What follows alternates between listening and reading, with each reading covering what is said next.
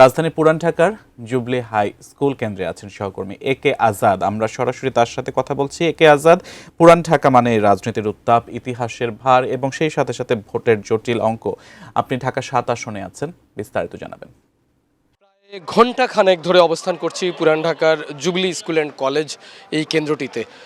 আপনাকে একটু পরিস্থিতি দেখানোর আগে এই যে ১ ঘন্টা অবস্থান করে এখানে কেন অবস্থান করলাম আর কী বা জানতে পারলাম সেই বিষয়ে কথা বলবো।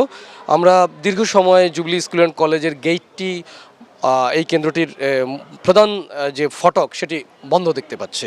তো বেশ কিছুক্ষণ অপেক্ষা করার পরে এই ভিতর থেকে সরকারি একটি গাড়িতে করে একজন কর্মকর্তা তার বহন নিয়ে বের হয়েছিলেন। আমি একটু দেখানোর চেষ্টা করব এই সরকারি কর্মকর্তাকে, তার কাছ থেকে কি জানতে পারলাম একটু। উনি নিজেকে পরিচয় দিয়েছেন ঢাকার এডিশনাল কমিশনার হিসেবে, এবং তার কাছ থেকে জানলাম যে কেন ফটকটি বন্ধ, ভিতরে কি হচ্ছে, প্রিজাইডিং অফিসার, পোলিং অফিসার বা আইনশৃঙ্খলা বাহিনীর, র্যাব, আনসার, ভিডিপি বা পুলিশ সদস্যরা সেখানে অবস্থান করছেন, তাদের বা কি অবস্থা। বাইরে থেকে নানা গুঞ্জন শোনা যাচ্ছে, প্রিজাইডিং অফিসার অবরুদ্ধ কি না, এরকম নানা প্রশ্ন যখন চলে আসে সামনে, তখন এই কর্মকর্তার কাছ থেকে আমরা জানতে পারলাম যে পরিস্থিতি নাকি কোনো কিছুই ঘটেনি, একেবারেই শান্ত। এভাবে আমাদের অন্তত ১০ জন গণমাধ্যম কর্মীকে কিছুক্ষণ আগে তিনি এই ধরনের কথা বলেছেন যখন তিনি এই কেন্দ্রটি পরিদর্শন করে বেরিয়ে যান। আমরা একটু ইন্টারনেট ঘাটাঘাটি করার চেষ্টা করলাম তার পুরো পরিচয় সম্পর্কে জানার জন্য, সেটি আসলে জানতে পারিনি, তাই আপনাদেরকে দেখানোর চেষ্টা করেছি যে টেলিভিশনে এই হচ্ছেন ঢাকার এডিশনাল কর্মকর্তা পরিচয়ে যিনি আমাদেরকে বলেছেন। এবং সেই সঙ্গে তিনি প্রথমে পুরো অস্বীকার, তার পরবর্তীতে যখন একজন গণমাধ্যম কর্মী বলেছিলেন যে বিকেলে বা সন্ধ্যার দিকে দুজন লোক এসে এখানে প্রিজাইডিং অফিসারের সঙ্গে কথা বলেছিলেন, সে সময়ে আসলে কোনো বচসা বা এ ধরনের কোনো ঘটনা ঘটেছিল কিনা, তখন তিনি এক পর্যায়ে স্বীকার করেন যে বিস্তারিত যদি জানতে চান তাহলে এই নাম্বারটিতে একটু কল করুন। একটু নাম্বারটি দেখানোর চেষ্টা করি।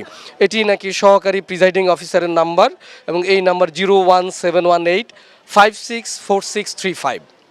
এই নম্বরে দীর্ঘ সময় কল দিয়ে অবশেষে জানতে পারলাম যে এখানে কিছু একটি ঘটনা ঘটেছে। কী ঘটেছে সেটি আর বিস্তারিত বলেননি, তবে গণমাধ্যম কর্মীরা, অর্থাৎ যাদেরকে নির্বাচন কমিশনের পক্ষ থেকে আগের রাতে কোনো ভোট কারচুপি, ভোট নিয়মিত হচ্ছে কিনা, কোনো ইলেকশন ইঞ্জিনিয়ারিং হচ্ছে কিনা, কিংবা নির্বাচন নিয়ে কোনো ধরনের কোনো কারসাজি হচ্ছে কিনা, এগুলো দেখার জন্য বা গণমাধ্যমের কাছে তুলে ধরার জন্য এ ধরনের একটি পরিচয়পত্র দেওয়া হয়। এবং এই পরিচয়পত্রটি আমাদের কাছ থেকে এখানে অনেকেই দেখতে চেয়েছেন, আমরা দেখানোর পরেও আমাদেরকে ভিতরে ঢুকতে দেওয়া হয়নি। আমি এই বিষয়টি নিশ্চিত করার জন্য একজন গণমাধ্যম কর্মীর সঙ্গে কথা বলবো, তিনি মানব জমিন পত্রিকায় কাজ করেন।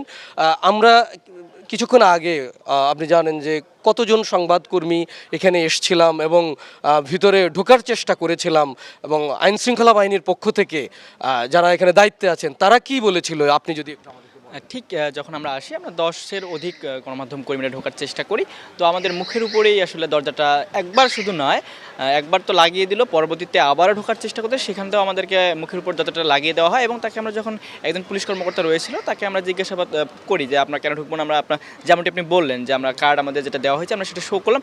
তারপরে তিনি বিষয়টি এখানে বললেন যে এখানে কিছুই হয়নি, কোনো কিছুই হয়নি, এমনভাবে একটা ভঙ্গিমা করলেন যে আমরা ওখানে কিছুই হয়নি বা তিনি কিছু জানেন না বা আমরা কিছু জানি না। এই বিষয়টা পুরোটা অস্বীকার করে কেন করলেন? এখানে আমার একটা প্রশ্ন রয়েছে, গণমাধ্যম কর্মীদের কেন ভেতরে প্রবেশ করতে দেওয়া হলো না? যেহেতু আমাদেরকে আগের রাতে একটা আইডি কার্ড দেওয়া হয়েছে যে আমরা কেন্দ্রে প্রবেশ করতে পারবো, সেখানে কি হচ্ছে না হচ্ছে।